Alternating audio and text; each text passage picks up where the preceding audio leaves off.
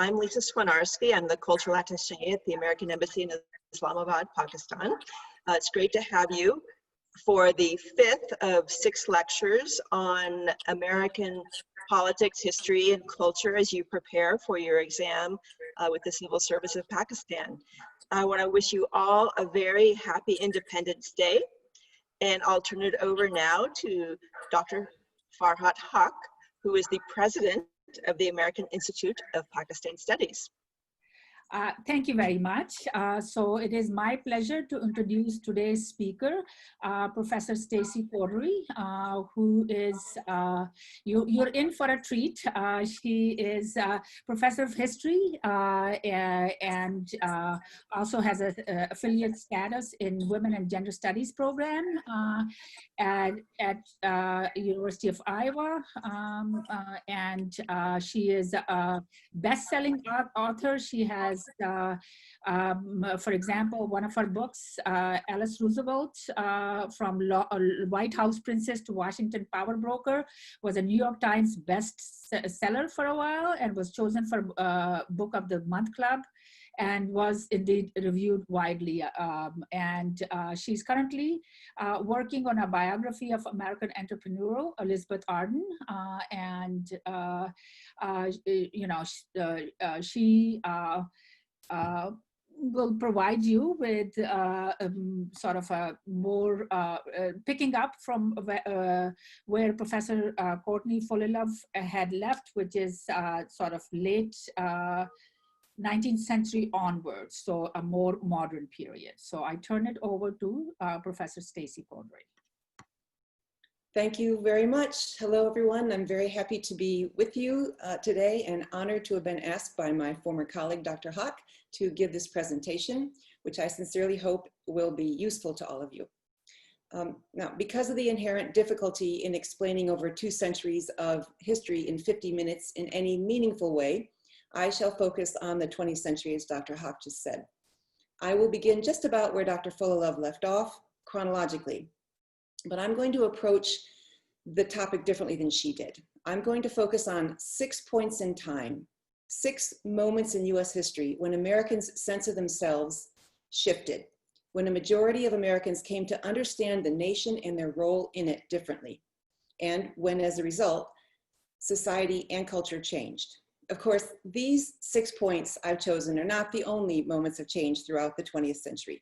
And your study of US history might point you to 6 different moments of change, which would be great and a lot of fun to talk about. Now, historians often define history using the shorthand of change over time. So to look at these moments of change, I will begin in each case by explaining how things were before the change, then explain the change itself, and then the result of that change and its significance. My ultimate goal is to try to give you a better understanding of United States history, but also of the United States today. So these, so my slide isn't moving. Let me try it this way. Aha. The 6 moments of social and cultural change are before you on the screen. World War I, becoming a world power, the Great Depression, when the federal government's role changed, the modern civil rights movement, the modern women's movement, the 1960s youth revolution, and the 1980s conservative counter-revolution. I will begin with a topic I trust you all know something about, which is World War I. It is one of our moments because before World War I, the United States did not think of itself as a world power, and after World War I, it did. When World War I began in 1914, the United States declared its neutrality. There were many reasons not to get involved. For example, the terrible American Civil War had ended just 50 years ago, and there were many Americans living who never wanted anything to do with another war. Plus, America was a young country and untested on the global stage. Its military was minuscule in size, despite having defeated Spain in 1898. Further, the United States was and is a nation of immigrants. Almost 20 million immigrants had arrived in the 4 decades before World War I began. And some of those new Americans sided with Great Britain, while others sided with Germany. So there was no strong consensus as to which side Americans should choose to join. Even though the United States was an industrial powerhouse, manufacturing more goods than any other nation by that time, and eager to sell to all combatants in 1914, isolationism remained the preferred foreign policy, in large part because the very foundation of the United States had been rooted in isolationism.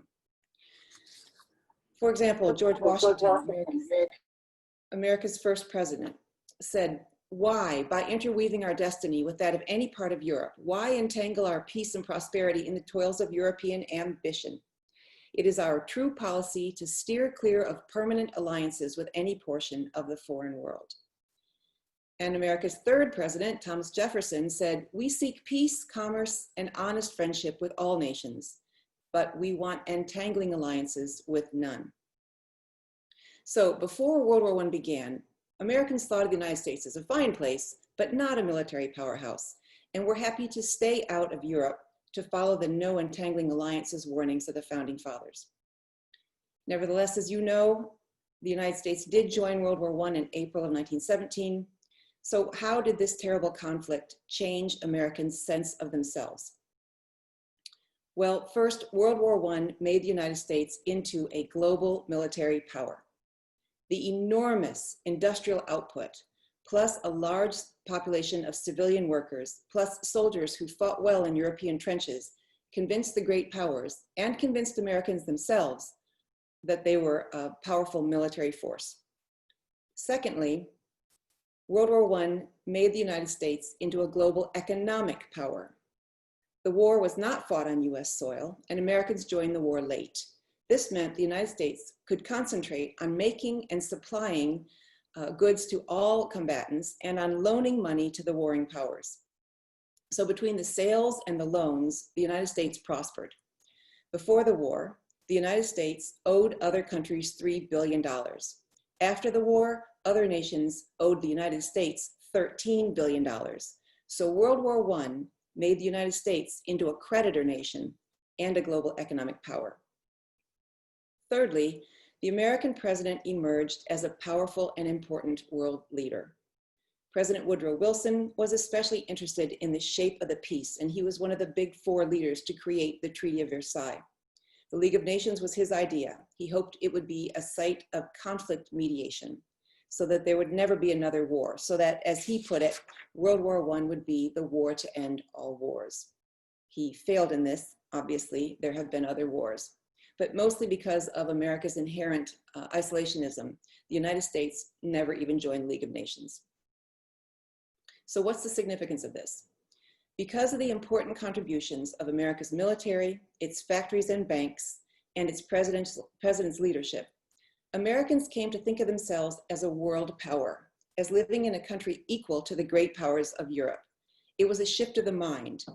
World War I made Americans cast off any lingering sense of inferiority or feelings of being junior to other powers in the world. Now, the warning against no entangling alliances was still very strong. And indeed, we see it at work in the nation's leadership today. But because of World War I, the United States became a nation of the first rank and thought of itself as a nation of the first rank. Then came the 1920s. It was the Jazz Age, a 10-year rejection of the horrors of World War I and the continuation of older trends, especially urbanization and industrialization. By 1920, for example, the United States had become fully urbanized. The 1920 census said more Americans lived in cities than in the countryside for the first time ever. A second industrial revolution turned Americans into consumers of exciting products like cars and radios and films. Homes were wired for electricity. A cultural and sexual rebellion by young people challenged long-held traditions. Businessmen were the heroes of the decade because it was a time of overall wealth, and business seemed to have an answer to all of life's problems, large and small. Then the stock market crash of 1929 ushered in the Great Depression, our second moment of change.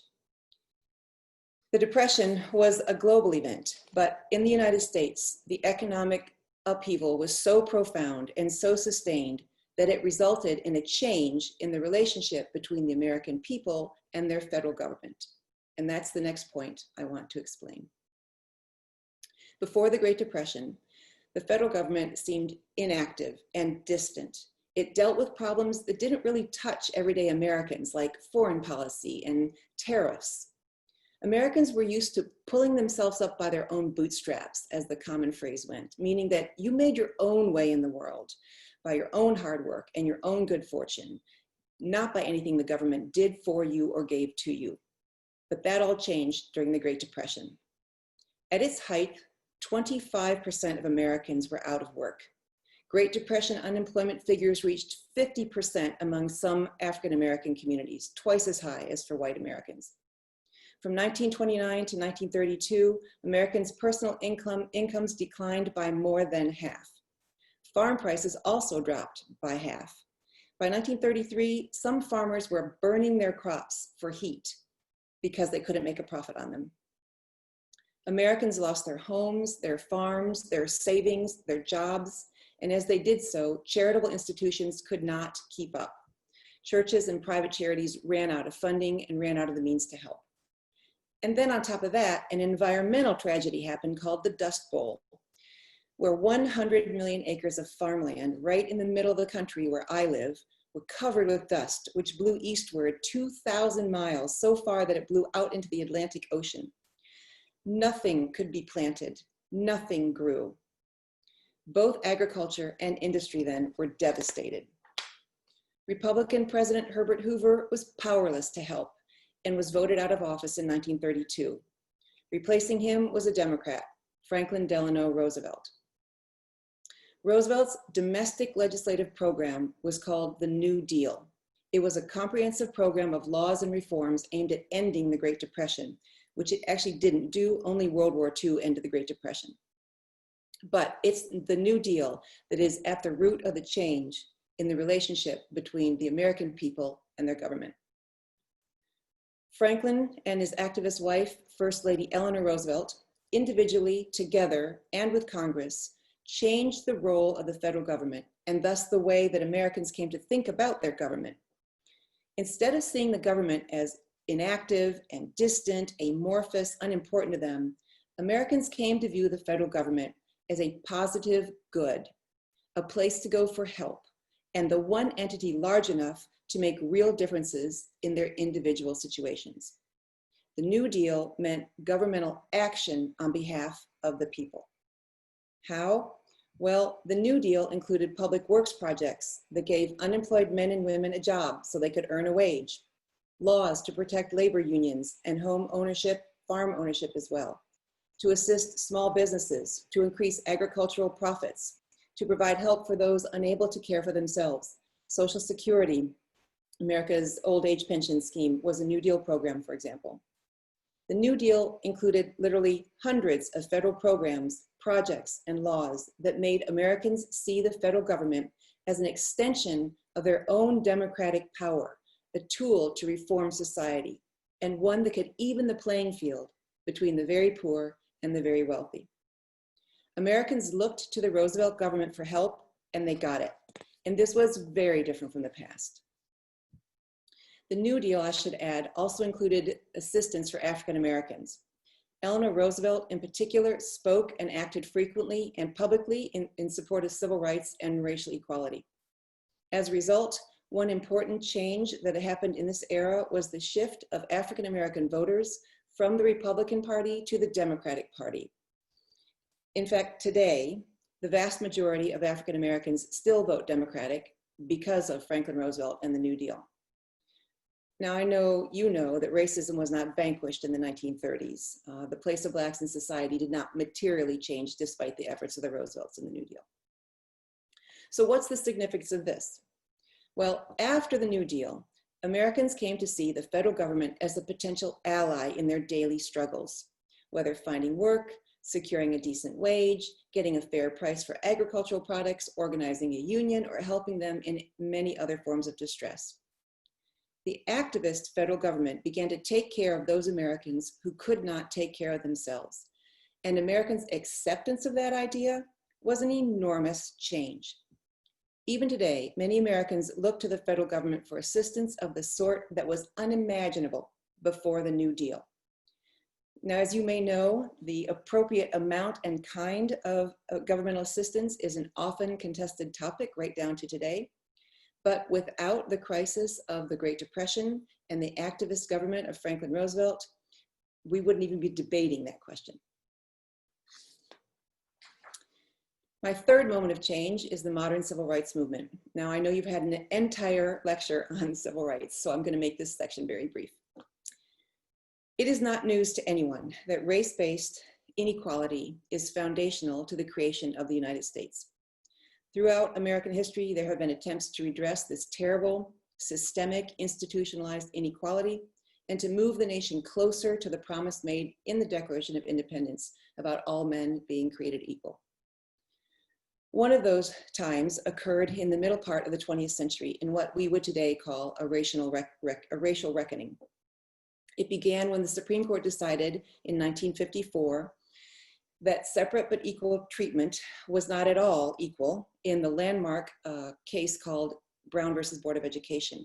I'm assuming that you've studied this case, so I'm not going to talk about it. But what happened next was a decade of heightened national awareness regarding the depth and breadth and effects of race-based inequality. A group of people, initially led most publicly by the Reverend Dr. Martin Luther King, who was influenced by his study of Mahatma Gandhi's use of nonviolent resistance to British rule in India, drew first hundreds and then thousands and then hundreds of thousands of people to his cause of desegregating the United States.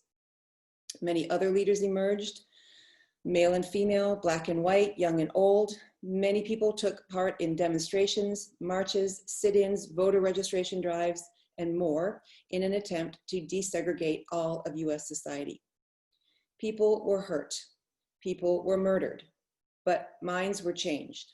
Not all, but enough so that finally desegregation and equal access to the polls were achieved in 1964 and 1965 in two profoundly important pieces of legislation, the 1964 Civil Rights Act and the 1965 Voting Rights Act. These two laws worked. Legal segregation ended, although it took much longer for informal segregation to stop. And the number and percentage of African American voters increased across the nation, especially in the newly desegregated South, where federal agents stood at polling places to guarantee that African American voters could come there and vote. Now, along with thousands of other people, Dr. King will continue his work on behalf of racial justice. He will actually move to the northern half of the nation and work to gain economic equality for African Americans. That was a much more difficult goal, as it turned out, and one that has still not been realized, even now, over half a century since his assassination in 1968. So what's the importance of the modern civil rights movement? Well, it was a movement, a decade, that profoundly reshaped American society by exposing how far short the nation had fallen from its promises.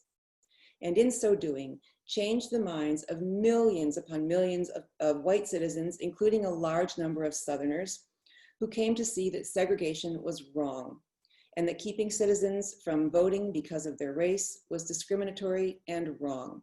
So laws were rewritten. Society and culture changed. Alongside racism, the other virulent ism in the United States is sexism. Sexism, the belief that men are superior to women, is an ancient prejudice, one that far predates the founding of the United States. And just as African Americans had been fighting for racial equality for years and years, so too had women been fighting for political, social, economic, legal, and other forms of equality for years and years. And just as we have not yet achieved racial equality in the United States, neither have we achieved sex-based equality. However, between 1963 and 1973, laws and minds changed regarding the place of women in society, thanks to the modern women's rights movement. So backing up just a smidgen to 1920, the first significant step forward in women's rights in the 20th century was the passage of the 19th Amendment to the United States Constitution, which gave women the right to vote. I cannot overstate the importance of finally allowing 50% of the population to vote in a constitutional democracy. I should note, however, that Native American women would have to wait until 1924, 4 more years, to vote, and too many Southern racists kept African American women as well as African American men from the polls, really until the 1960s in the 65 Voting Rights Act we just studied. But legally, women gained suffrage in 1920 after a 72-year-long battle that began in 1848. World War I and World War II brought women more fully into American public life, but women's second-place status did not change. Even after World War II, society exerted strong pressure on women to become wives and mothers, to get out and stay out of the workforce, especially after becoming a mother, and to remain at home. In the 1950s Cold War era, as the popular song went, women were supposed to keep young and beautiful. It's your duty to be beautiful. Women's second-place status meant they could not testify on juries. They could not open their own checking account or rent their own apartment or get a credit card in their name before the 1960s. Job advertisements like these were segregated by gender then, which meant that many jobs were simply not open to women at all. Women were welcomed as helpers to men. For example, thousands of women participated in the modern civil rights movement, but they were seldom allowed to be leaders. In fact, it's the modern civil rights movement that gave birth to the modern women's rights movement, because women were frustrated at their second-class treatment in the civil rights movement. Instead of making decisions and policies, women found themselves making coffee and copies of documents that no one had consulted them about. Frustration turned to anger. Propelled by that anger, Black and white women started their own movement to liberate themselves from sexism and unequal treatment. "I Am Woman, Hear Me Roar" was the song, the anthem, if you will, of the movement that began to replace "Keep Young and Beautiful."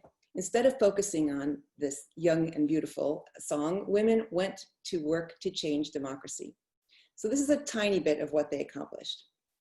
In 1963, the Equal Pay Act mandated equal pay for equal work, although it wouldn't cover all jobs until 1972. In 1965, the birth control pill became widely available, and in that same year, a Supreme Court case, Griswold versus Connecticut, said that married couples could finally legally use contraception. In 1968, it was illegal to stipulate jobs by gender. So the newspaper ads that I showed you, those were now illegal. However, such a thing was challenged in the courts. So a year later, Boe versus Colgate-Palmolive said that women could not be denied the chance to apply for and do jobs that entailed physical labor. So finally, by 1969, virtually every job in American society was open for women to apply for and do. In 1972, Title IX forbade gender discrimination in education in the United States, and we remember Title IX today mostly because that's what opened up athletics to girls and women. Which had a profound effect on women's roles in society. In 1973, all 50 states finally allowed women to serve on juries. And in 1973, Roe versus Wade, a very important Supreme Court case, held that women had a constitutional right to choose to terminate a pregnancy without undue governmental interference. I want to look briefly at the birth control pill because it's maybe the most important change agent on that list. The pill, as it's called, gave women power over their own reproductive cycles. And when women can control when and how many children they have, then they can enter fully into the democracy.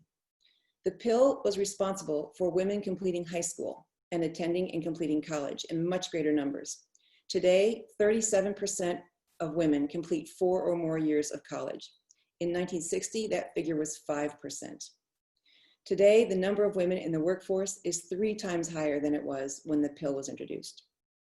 The pill has allowed women to enter professions which take longer training, like doctors, lawyers, scientists, Supreme Court justices. The pill has also opened up other career fields, such as the military and professional athletics.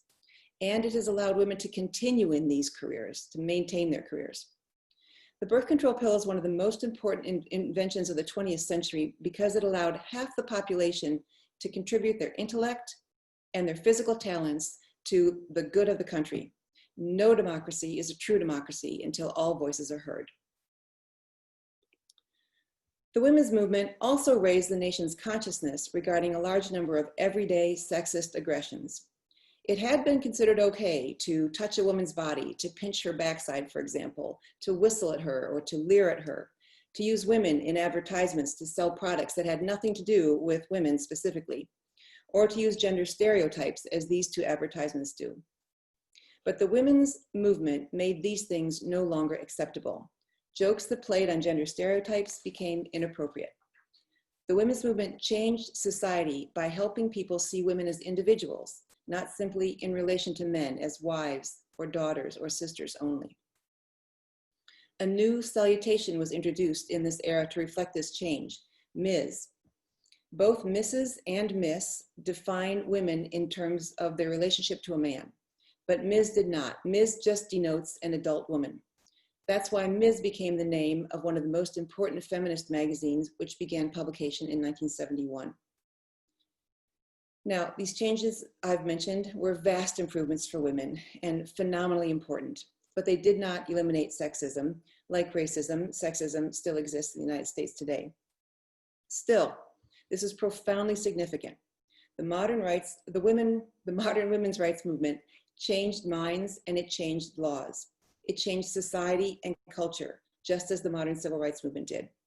By making more people more equal and by opening greater opportunities, both movements brought more people more fully into our democracy. Our next movement also has to do with broad social and cultural change, and it was led by people your age. Globally, in the 1960s, young people brought about a number of changes, ranging from anti-nuclear legislation to curbing the power of their government. In the United States, young adults called into question the traditional lifestyle they saw their parents living during the Civil War era, a life of material, intellectual, and spiritual comfort. Young people like these you see before you at this restaurant counter were told by their parents that they should behave themselves and follow the laws, go to church, go to school, get a job, get married, have children, respect your elders, be patriotic, don't cause trouble. But these young Americans grew up in a very different era than their parents did.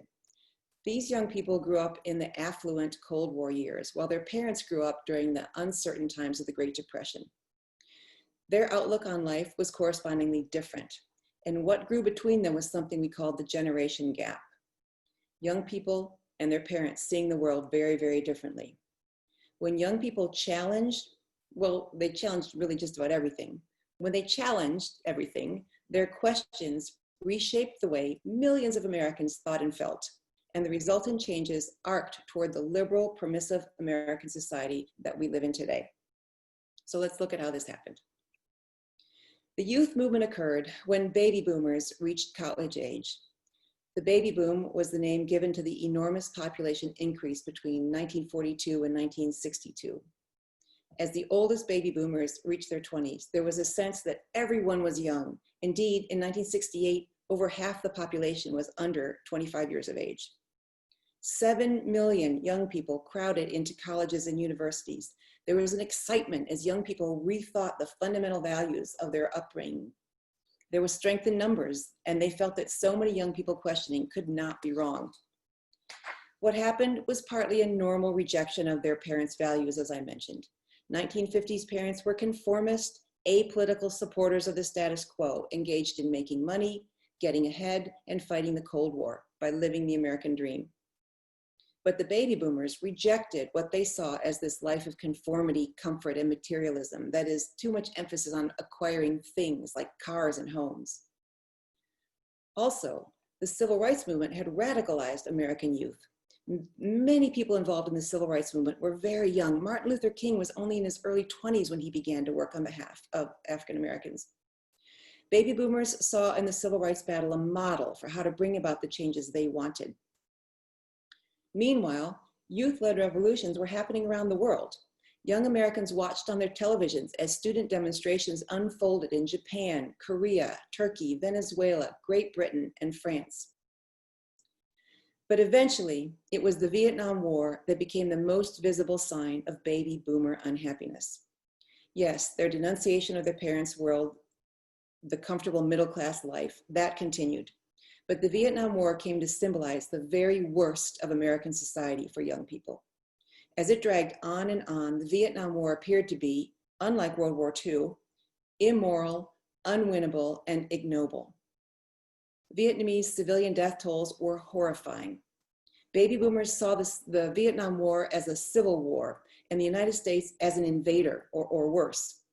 It was at the time America's longest war, but there was nothing glorious or just about it. Vietnam, they thought, was a place that old men of their parents' generation sent young men of their generation to die. It became clear to baby boomers that their parents' generation would never admit that they were wrong about Vietnam and would not protect them by ending it.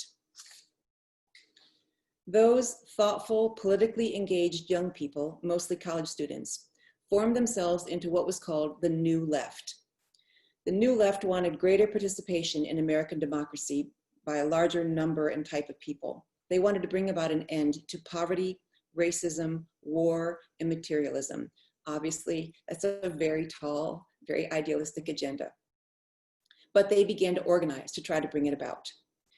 Between 1964 and 1968, there were several hundred major uprisings on campuses and universities across the country. Campuses became ideological, generational, and physical battlegrounds. Students fought for free speech on their campuses. They fought for an end to university research being used to fight the Vietnam War.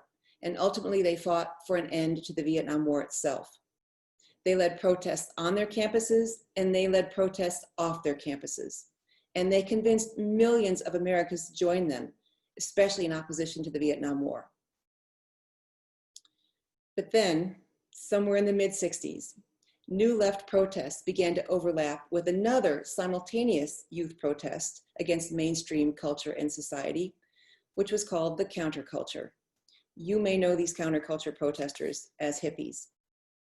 They also rejected the Cold War American obsession with consumerism and economic advancement. In this way, the New Left and the counterculture overlapped. But unlike the New Left, the counterculture was not overtly political. The counterculture's rebellion was much more personal. The counterculture redefined freedom as the right to individual choice, to do, say, look, and live however one wanted.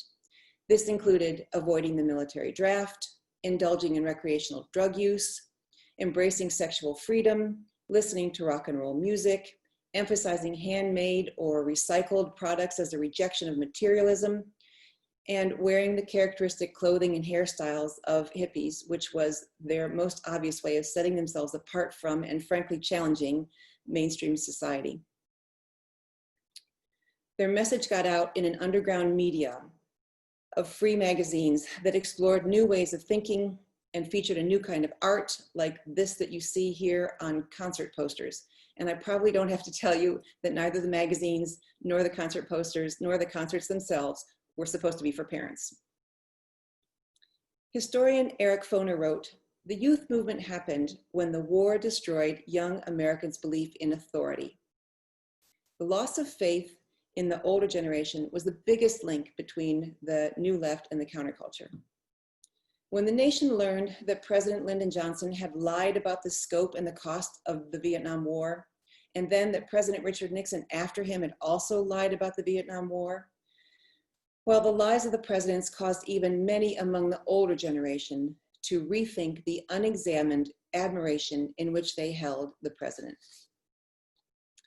The Vietnam War destroyed young Americans' belief in authority. Because of Vietnam and Watergate, Americans would never again trust politicians like they used to do, and that is still true today. So what's the significance of the youth rebellion of the 1960s? It brought about new ways of thinking. In the 1950s, no one really questioned the validity or the worth of that traditional nuclear family and the strong gender and class stereotypes that undergirded it. No one had really questioned the American democratic capitalistic system. After all, the United States was, in the 1950s and 60s, a global superpower. What was there to question? Well, the members of the New Left and the counterculture questioned everything, including capitalism, patriotism, the Cold War, adults, and authority. They wanted a participatory democracy where people of every sort had a voice in what happened. They wanted to bring about what Dr. King called the beloved community, where there would be no more poverty, racism, war, or materialism. They wanted to define the pursuit of happiness very differently than their parents.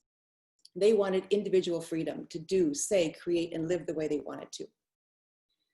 Well, of course, they didn't eliminate poverty, racism, war, or materialism, but they did bring about a change of thinking among many, many Americans. Their protests were part of a larger group of people seeking their rights at this time that we call the Rights Revolution. It began with African Americans in 1954, but it would go far beyond African Americans.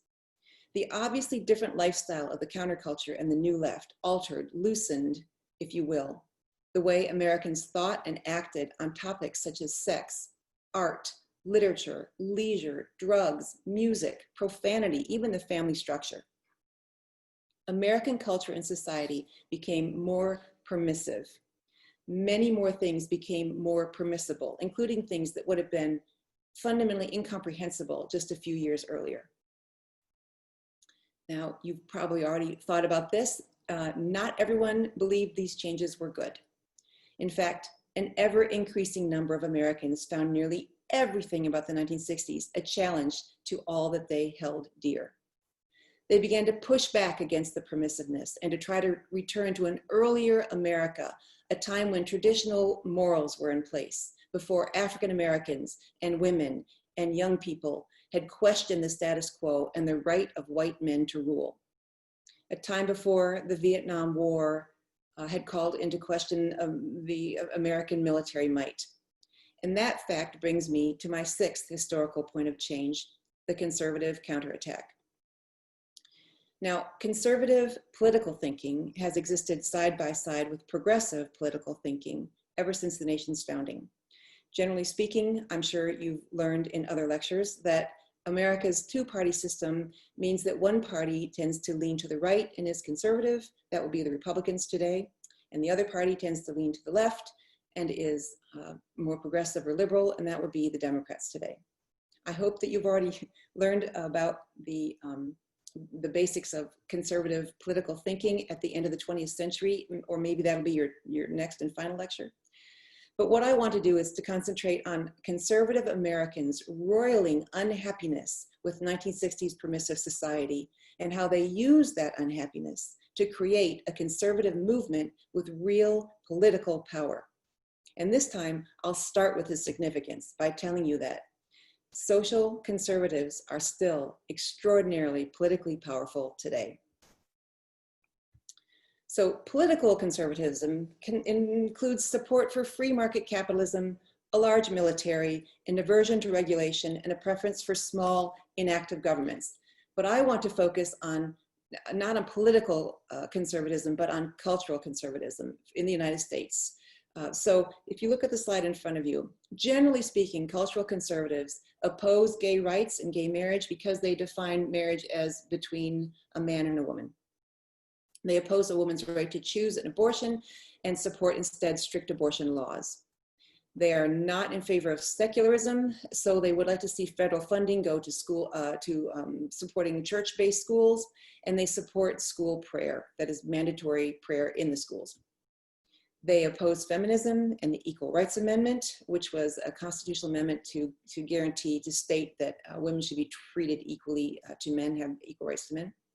Instead, cultural conservatives prefer to think of women as wives and mothers in a more traditional sense. Cultural conservatives generally oppose sex education being taught in the schools because they believe that parents should be the ones to teach morals to their children. Generally speaking, they oppose gun laws and instead prefer a broad right to own and use guns by Americans.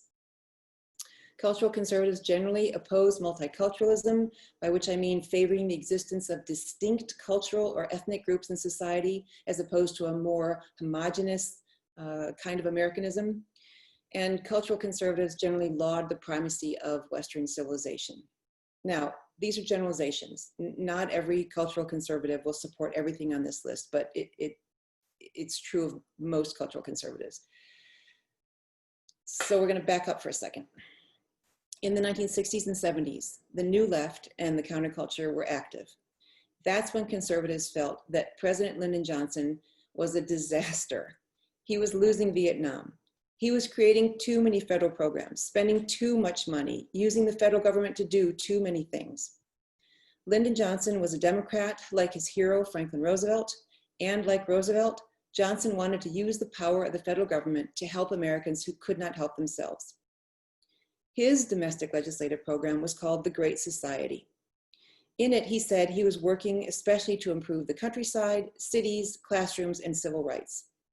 He wanted to clean up pollution in the countryside, to alleviate poverty in the cities, to spend more money on education and higher education so that Americans could better fight the Cold War. And of course, the civil rights bills that he worked hardest on were the ones that created the most unhappiness among conservatives. It was too much federal activism by Lyndon Johnson on their part. And these two bills that infuriated the white conservatives were the ones that you already know, right? The 1964 Civil Rights Act, the 1965 Voting Rights Act. Those two laws especially upset the 2 centuries old tradition of white supremacy and white male rule. So conservative whites fought against those bills particularly. Interestingly, Lyndon Johnson was himself a white Southerner, but his hatred of racial equality and his wholehearted support for those 2 landmark bills made him the focus of segregationist and white supremacist anger. He knew that a goodly number of Southern whites who had been conservative Democrats in their entire lives would fight against the legal equality of African Americans, but he was willing to risk losing Democratic Party members in order to get those 2 bills passed. Well, in fact, as he predicted, the defection of white Southerners from the Democratic Party began right away. Some became Republicans, like this man, Strom Thurmond, a powerful Democrat who abandoned the party to become a Republican and who would begin to remake the Republican Party into one that could gather in all the unhappy segregationists. Ronald Reagan had been a Democrat his whole life, but in 1964, he cast his first presidential ballot for a Republican. He did not support the 1964 Civil Rights Act. Neither did Richard Nixon. 2 weeks after Johnson signed the 1964 bill, the Republican Party nominated a man named Barry Goldwater for president. He was also another outspoken critic of the Civil Rights Act. In that 1964 presidential election, 5 Southern states voted Republican. Now, this might not look like a lot to you since there's only those 6 red states who were voting Republican, and in fact, Lyndon Johnson won in 1964 in a landslide. But what's amazing about this is that those 5 Southern states voted Republican because since 1877, the South had voted solidly Democratic. So we can see Southern states' opposition to the civil rights activities of President Johnson. 4 years later, the country will become Republican. In the 1968 presidential election, the majority of Americans, 56%, voted for someone who supported white supremacy. That would be either Richard Nixon or the third party candidate, George Wallace. Conservative unhappiness about those 2 bills and the social upheaval of the 1960s was not confined to one party. Richard Nixon won in 1968, in part by playing directly to the pro-segregationist whites with coded language for his supporters, like saying that they were the silent majority. He was suggesting that his supporters were not among those people out on the streets fighting for rights, which he suggested was somehow anti-American.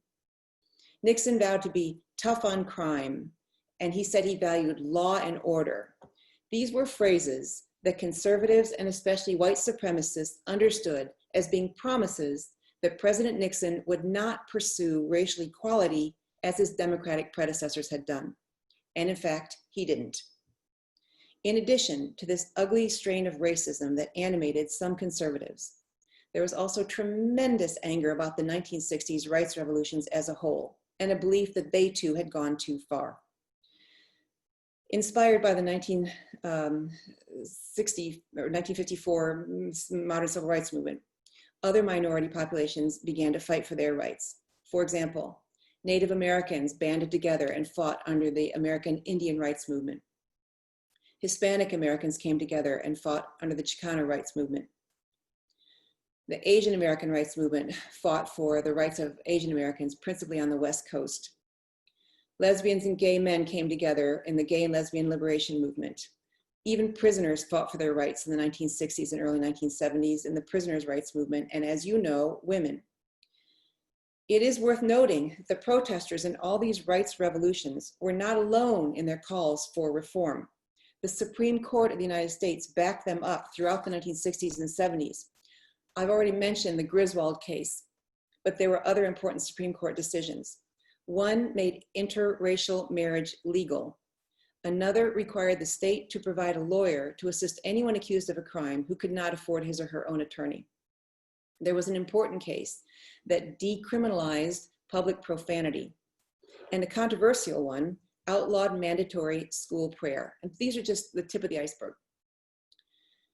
Conservatives found liberated women especially galling when Roe versus Wade gave women the right to an abortion in the first 3 months of a pregnancy, when Title IX banned gender discrimination in education, when women moved into public positions and business careers, particularly into jobs which only men had held before. Conservatives were deeply troubled. This seemed to them like the world turned upside down. Women had stepped out of roles that had been biblically prescribed. Women weren't depending upon men anymore.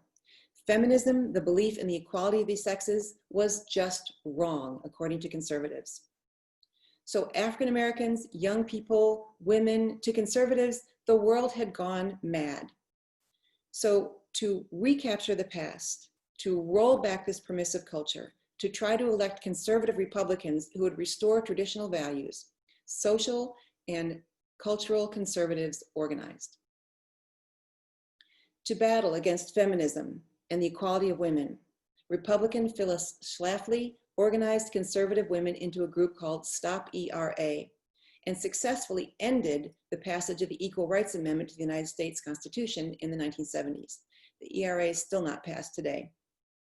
To combat moral permissiveness, fundamental Protestants joined together with Roman Catholics in a kind of uneasy partnership to oppose abortion, homosexuality, divorce, and other assaults as they sought on traditional family values, including the school prayer ruling. It would be impossible to overstate the role of religious conservatives in the cultural conservative counter-revolution. In 1975, a strong conservative voice was added when the National Rifle Association, the NRA, dropped its nonpartisan stance and became overtly connected to the Republican Party. Now, the NRA had begun in the 19th century, and its purpose then was to teach gun safety and to work for gun control.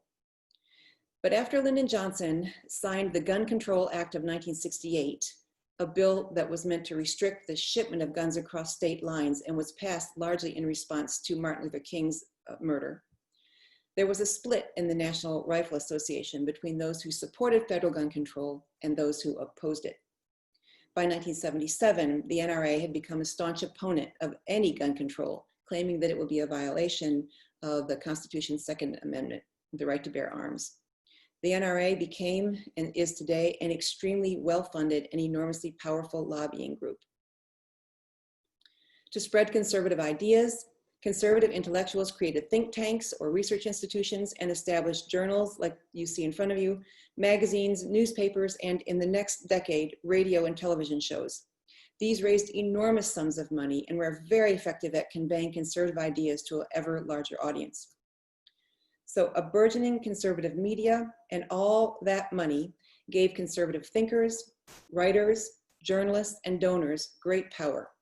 They were able to advise politicians, including presidents like these two, on topics including staffing choices, Supreme Court choices, and even legislation. They began to pour money into getting conservatives elected. They successfully changed the national political discourse to the advantage of conservatives. Cultural and religious conservatives contributed to the election of Ronald Reagan in 1980. As president, he governed as a conservative, and his extraordinary popularity made conservatism popular too. Reagan tried but failed to reinstate school prayer. He ignored the advent of AIDS because, as we thought then, it was connected to gay men. He fought a war on drugs that fell disproportionately on African Americans. He made it illegal to hire undocumented immigrants and put 4 conservative Supreme Court justices on the court. He reduced or eliminated many programs aimed at supporting the disabled and the poor, including unemployment insurance, food stamps, aid to families with dependent children. He repealed the Mental Health Systems Act, which supported community-based mental health care. As president, Reagan cut $140 billion from social programs, including elimination of free school lunch programs that helped over 1 million children. Now, in his second term, he moderated some of these cuts, but nevertheless, you can see how culturally and socially conservative Americans appreciated Ronald Reagan's strengthening of the old pull yourselves up by your own bootstraps idea. Conservatives believed, as Reagan said, that the government is the problem. He promised to get the government off our backs, by which he meant not just deregulation of industries, but weakening or ending the social welfare programs like those of Roosevelt's New Deal or Johnson's Great Society. Now, why is the conservative counterattack significant? Because it helps explain the election of Donald Trump, in part. Much happened to strengthen conservatism between the Reagan eras and the Trump era, including the end of the Cold War, the advent of 24/7 news, the end of the fairness doctrine, which mandated that news be objective when it was given to the people, even the rise of social media. So I have to make clear that while a powerful conservative backlash arrived in the 1970s and 80s, conservatism is arguably even more powerful in society today. Because without the outrage and the work done by conservatives after the rights revolution of the 1960s, it's possible that there would have been a different outcome 4 years ago in the 2016 presidential election. It's possible that today's national discourse would be less partisan and more civil. It's possible that the sexism, anti-Semitism, and white supremacy that have loomed so evident of late would not have appeared, or not have appeared so openly, or found such encouragement. Well, much more goes into the making of the United States as it is today, of course, than I have time to tell you about. But these 6 moments were points in time when Americans' sense of themselves shifted, when a large number of Americans came to understand the nation and their role in it differently, when society and culture changed because minds and laws changed. So I hope that considering 20th century US history in this way has given you a lot to think about. And I look forward to your questions. Thank you very much. Thank you very much, Professor Stacy Cordery, for giving us a masterful tour of the 20th century, and really it helps a lot to think about it in terms of these 6 turning points where, as you put it, America's sense of self shifted in some very significant way. So we have some questions already, and I'm going to just start asking you some of those questions, and I invite people to ask more questions. But before we do that, I just want to make a quick correction. So Professor Stacy Cordery is Professor of History at Iowa State University, not University of Iowa. These are 2 different institutions. So just wanted to correct that mistake. Thank you. Okay, so Professor Cordery, the first question is by Maham Sajjad, and she is wondering what is the role of FDR's in raising status of America as a world power. You had concentrated quite a bit on how profoundly New Deal changed domestic politics, but what about his role in raising America's status as a world power? Right, that's a great question. And of course, it was tremendous because Franklin Roosevelt is the only president to have been elected 4 terms. We changed the law after Roosevelt left office, so presidents can only be elected twice. So he had an outsized amount of power and influence in nearly every aspect of governing. And of course, because Franklin Roosevelt was the leader of the nation when World War II occurred, he also had outsized influence there. So how did he change America's standing in the world? Well, because he was one of the clear leaders of the Allies, he strengthened it. The United States became a global superpower. Certainly, well, actually historians debate when that happened. Some say after 1898 and the Spanish-American War, some say after World War I, but everybody's certainly on board after World War II. So Franklin Roosevelt was widely perceived as an excellent leader. He was extremely popular among Americans and generally popular outside the nation's borders as well. So I concentrated on American culture and society because that was my task today, but certainly in foreign policy, Franklin Roosevelt had every bit as much influence and importance as President Wilson did or more. Stacy, would you want to say just a little bit more about Eleanor Roosevelt and her role, particularly in creation of United Nations? And so that's just, if you want to say a bit about that. Well, I think part of the evidence of the influence of the Roosevelts is the fact that President Truman selected Eleanor Roosevelt, who was no longer First Lady. I mean, that was, several years back by that time, to be in charge of a very important committee at the United Nations, which probably you all know about, being smart young people. The thing that she's credited for at the United Nations is masterfully managing the creation of the Universal Declaration of Human Rights, which is still very important today, plays an important role. And so Eleanor Roosevelt navigated the Russians is really what she gets credit for. But if she did not have the respect of the American people and the respect of the world at large, Truman couldn't have put her in that position because it was controversial that she was a former First Lady, controversial that she was female, but she did an excellent job by all accounts. So the fact that the Roosevelts were so held in such high regard, I think speaks to why President Truman chose her for that job. Thank you very much, Professor Cordery, for that. So another question is asking you about how successful do you think desegregation has been in US? What are some of its successes and failures? Well, I'm sorry, thanks. Yeah, how successful was desegregation is a good question. And, so the law changed in 64 and 65. So what that meant is that if you were African American and you wanted to go somewhere and you were turned away because of your race, then you could essentially sue that place, and the course could work its way up the ladder to the Supreme Court possibly to challenge that. So, it took time for white Americans to get on board, if you will, with desegregation. It was like school, supposed to happen overnight. I mean, the law came down, that was it. If you segregated in your store in Mississippi, then once the law passed, you could no longer segregate. What did that mean? It meant that if you allowed blacks to shop in your store, but they had to come in the back door, you now had to let them come in the front. And there was no period of transition. It was supposed to happen overnight. So I'm not excusing white Southerners, but I'm saying that it was a big transition and it happened very quickly. So there were still places that discriminated against African Americans, and these were done, in small rural communities where maybe African Americans didn't know they had the ability to challenge this. But it didn't take very long before, even into rural, poor communities, everyone understood that this change had to happen. So, legal desegregation happened, and it allowed challenges to ongoing segregation.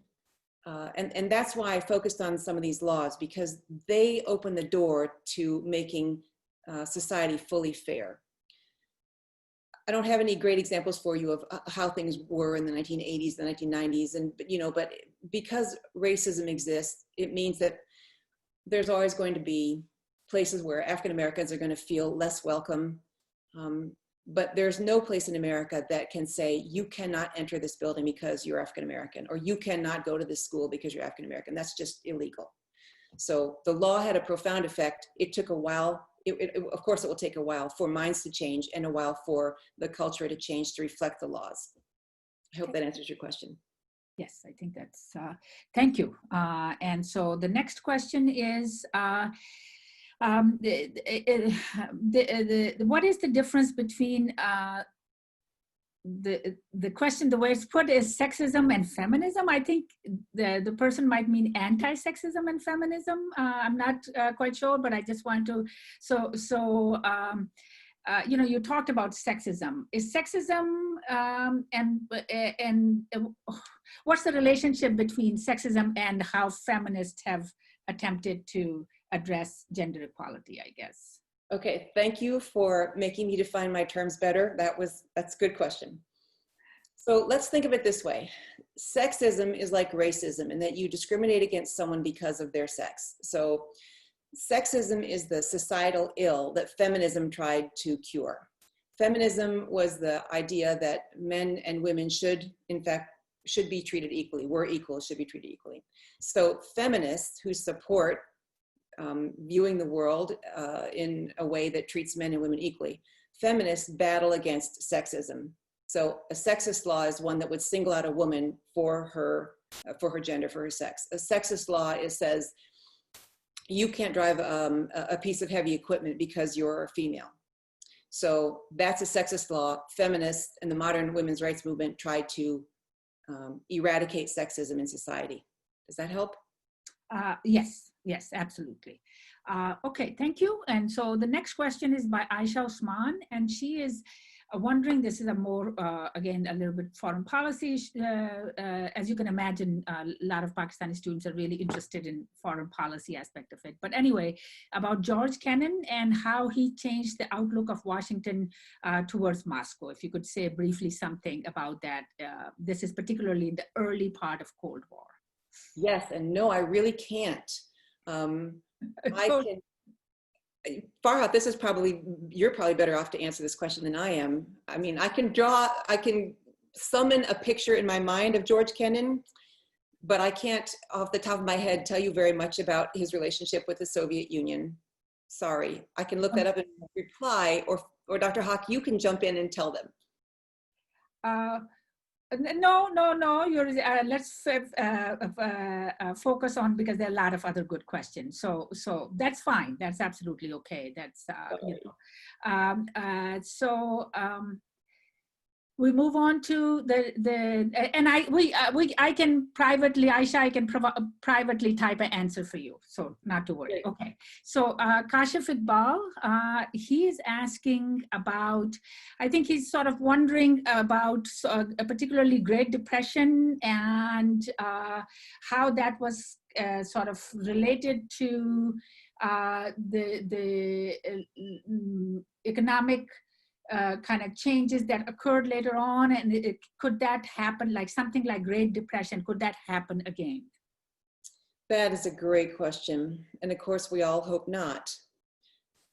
So after the Great Depression happened, and as part of the New Deal, there were a number of laws passed to try to make sure that we would never have an economic downturn like that again.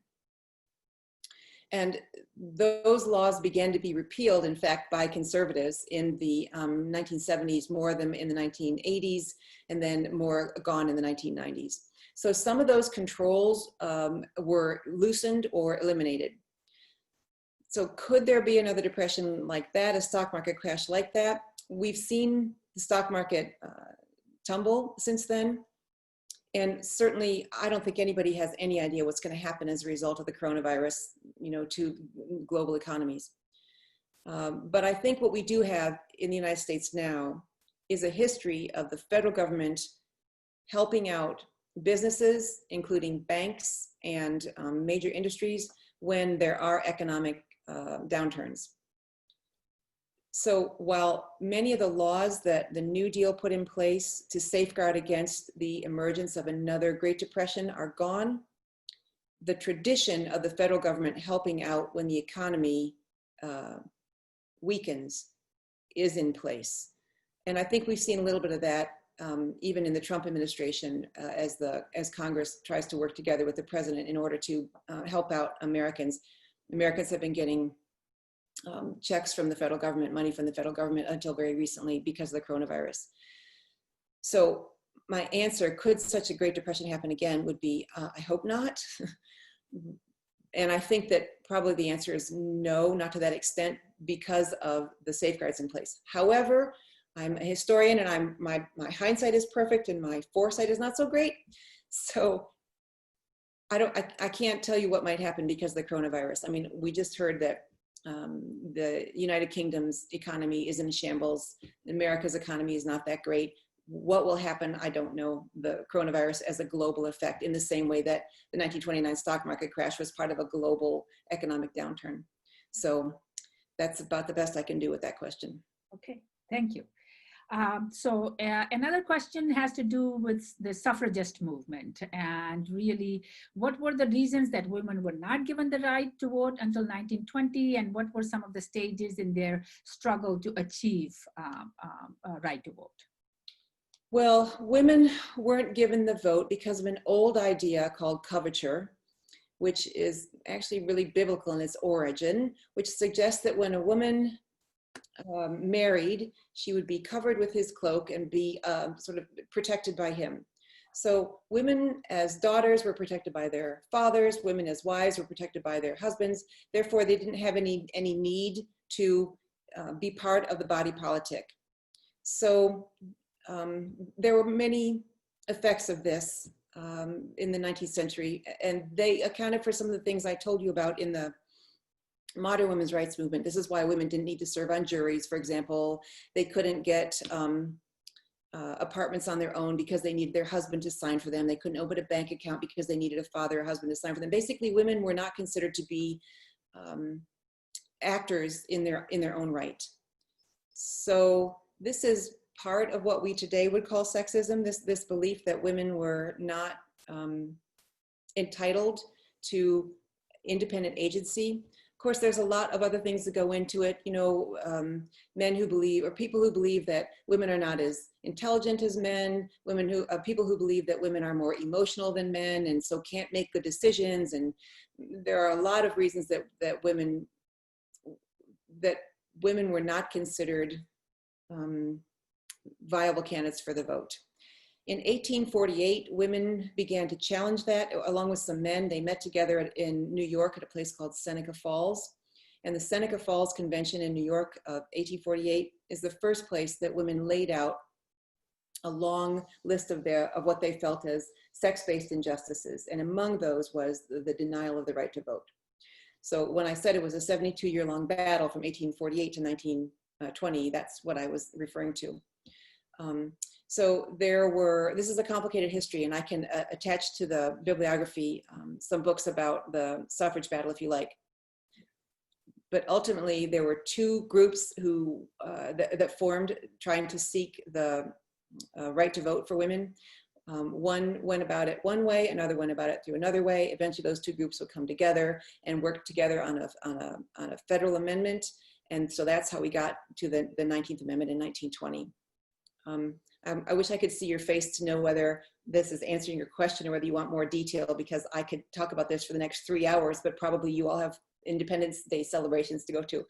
So I'll put some books on the list about suffrage. I know that's the limit of this format. We are so used to reading students' body language to sort of understand and know when to, and that's not available. I wish they could just, participate live, but given the number of students, it's just would have been very chaotic. So yeah, I understand. Stacy, Professor Cordery, one of the issues, one of the Sharoz Ali is asking is about national language, English being national language. He knows that that's an earlier 19th century issue, but he's just, I think, wondering how is it that particularly the new territories, like when Mexican territories and Native Americans were brought in, how is it that English became the standard language? If you want to address that very quickly. Well, I can't give you the history of English as the legal language of the country, but I can tell you that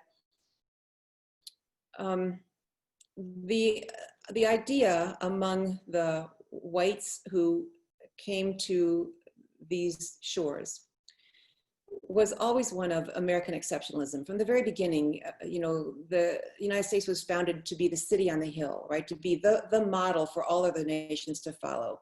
And this religious sense of a city on the hill morphed pretty quickly into the capitalist democratic system that we have, that we're so proud of, that Americans, most Americans still believe our best export to the rest of the world is so that every other country can become a capitalist democratic system like ours. So the belief was that the very best thing that could happen was that anyone who came to these shores, and we truly are a nation of immigrants, should become American as quickly as possible. So you maybe have heard the idea of the melting pot, that every immigrant who comes in sort of gets thrown into the pot, melted down, and instead of being a Polish American or an Irish American, comes out as an American. So no more hyphenated Americans, as we said in the 19th century. In the 1970s, as a result of the rights revolutions and things like the Asian American rights movement and the Chicano rights movement, we began to talk about a salad bowl. So instead of a melting pot where all Americans were supposed to be homogenous and very much the same, speak the same language, study,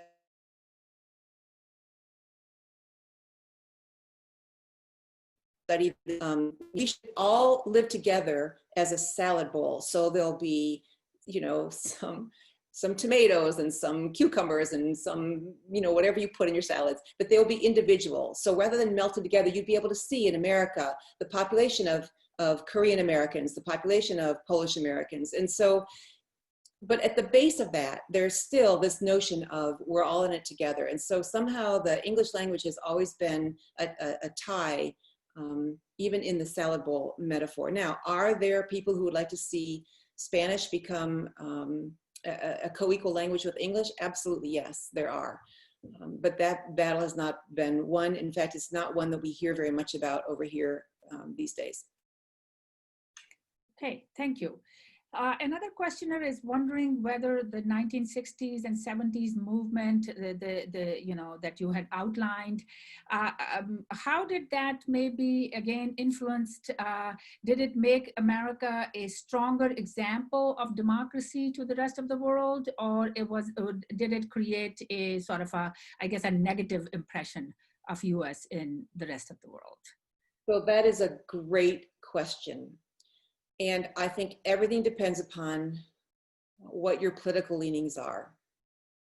So to conservative Americans and to conservatives outside of the country, the 1960s really were a debacle. It was terrible. All this rebelling, all this fighting in the streets, all these riots, all these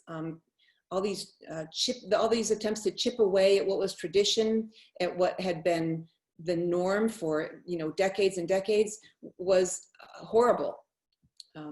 And if you were among those people doing the protesting, of course, you thought it was righteous and good and made democracy stronger, right? Participatory democracy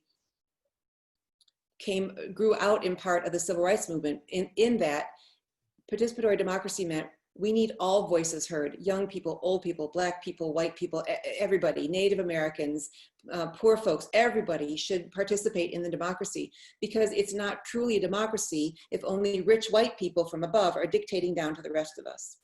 But if you're one of those rich white people, or if you're a wealthy nation that, you know, looks like it has to do business with the United States, then maybe what you see on the inside looks chaotic and like it will tear at the fabric of democracy. So the answer to that question, I think, really depends upon your point of view. It either tore democracy apart or it strengthened democracy by adding more voices to it.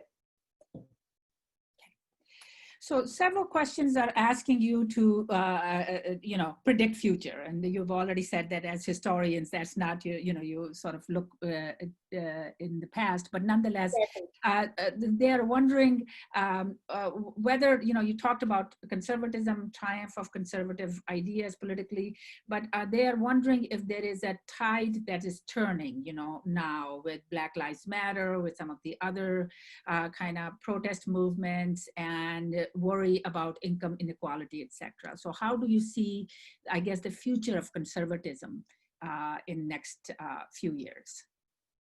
So let me state that conservative values and conservative political ideas have a long and honorable place in the United States of America, a long and honorable place in our political discourse, in our national discourse. What is disturbing to many Americans today is a kind of an ugly underside that involves anti-Semitism and white supremacy and a kind of renewed sexism and some other ugly things. And this is what I think most of us, I have to believe most of us, want to see disappear. This is what I think many people, particularly on the left, feel that Donald Trump has allowed, encouraged to occur. This has really never happened in this way before, not in a society where we knew better. So what is the future of conservatism? I think that most Americans hope that the ugly conservatism that we see in the news today will disappear if Trump loses the election in November, and that some kind of rational, civil kindness will reassert itself, challenged and made stronger by Black Lives Matter, by the Me Too movement, by a growing sense of the really terrible divide between the very wealthy and the very poor. And that's the sort of thing that the Democratic Party hears more than the Republican Party hears. So if Joe Biden and Kamala Harris enter the White House, I think there's tremendous hope that that ugly conservatism will disappear. However, we exist in a two-party system where the parties tend to be a check on each other. It's not like the pendulum swinging back and forth all the time. And really now I'm in Professor Hawk's bailiwick because she's the political scientist and can probably tell you better, give you a better answer. But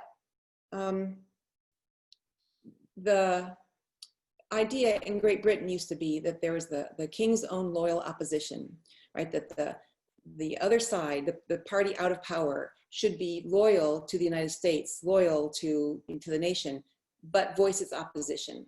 And so the United States, growing as it did out of Great Britain, I think has taken this notion to heart, right? The king's own loyal opposition has become the president's own loyal opposition, or the government's own loyal opposition. And so Democrats today have a duty to speak up, to remain loyal to the nation, right? But to speak up about what they see the Republican Party doing wrong. And the same is true for Republicans. So I don't think anybody wants conservatism to disappear as part of the national dialogue. I think what we are so uneasy with, most of us, is that ugly side to it that really that sort of thing has just never been openly done in the United States in quite the same breadth and way that it is today. So I kind of sidestepped the future question because I really am a historian, but I think that most of us hope that that ugliness will disappear, but no one's expecting conservative ideas to disappear. Yeah, that helps. Thank you. And so this is the last set of questions. People have asked it in many different ways. I think Pakistanis are fascinated by the consumer culture in United States because it has also had such a global impact. It's had an impact on Pakistani society. And so people are wondering, how consumer culture kind of shapes contemporary America, and also again, this is about future. Do you see that maybe some aspect of consumer culture, maybe people are becoming less materialistic? They're asking you if you think that Americans are becoming less materialistic. No.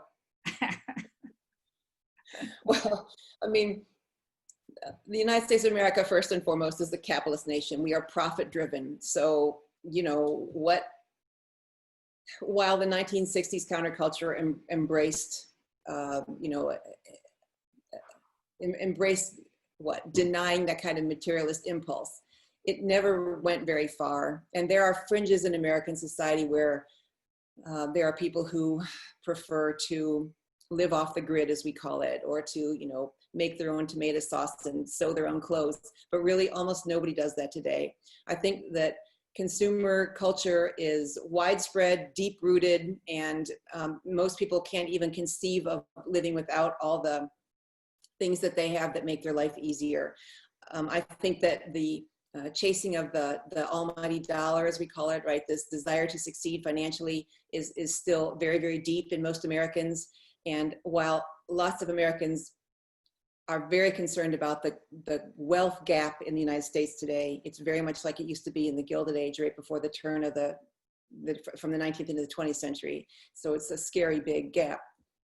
I don't think that people really think anything other than that's bad, but I still want to be just like Bill Gates. I still want to be just like Jeff Bezos, right? It's bad we have that gap, but boy, I wish I had his money and his cars and his houses. So I don't see that going away. America is overwhelmingly a consumerist society and deeply wedded to capitalism and making money. I wish I had a different answer for you personally, but I think that's the answer. Yes. I'm sorry, there's one more last question. I want to make sure everybody. So Muhammad Usman Khani is just wondering, how come when America has such a strong religious tradition, it is sort of not been as influential in challenging feminism and secularism? If you want to take on that very simple question at the end. Very simple. That's a great question, actually. So what has happened in today's society is that religious voices tend to be identified with the right, with conservatives. There are, of course, progressives. There are progressive Jews and progressive Muslims and progressive Christians in this society, but they are not the loudest voices. Right now, the whole civic discourse is about, that involves religion, seems to come from the right. So they would challenge the permissive society. They would challenge, you know, abortion and gay marriage and so forth. But I think, and they've done it very successfully. And I think you'll see more of this as more cases come to the Supreme Court, because what the Republican Party has done, or Republican or conservatives have done, is to lay a very successful track to turning the nation's highest legal body, the Supreme Court, into a very conservative group. So I think that you'll see more challenges that stem from the religious right appear in the Supreme Court in the future. And that will happen even if Biden becomes president, because the court is separate from the president, as you know. So there have been challenges, but we don't often hear about progressive Christians, say, or progressive Jews or progressive Muslims. They don't appear prominent among the voices who are the loudest in American society. That's a partial answer. We could do, you know, another 2 weeks just on that question alone. Absolutely. Well, this concludes our fifth session, and we have one more coming up. But let me take this occasion to again thank you, Professor Stacy Cordery. It was quite you know, kind of whirlwind, but you really gave us wonderful ways of taking all that information and thinking about it in a more organized way. And we will share the questions that the students asked so that you can keep in mind if you want to suggest some more readings, articles, even films, so that those who are interested, they can you know, delve further into this really fascinating kind of chapter of American history that you had outlined. So thank you very much. Thank you very much. I appreciate it. Good luck with the exam, everybody. Yes.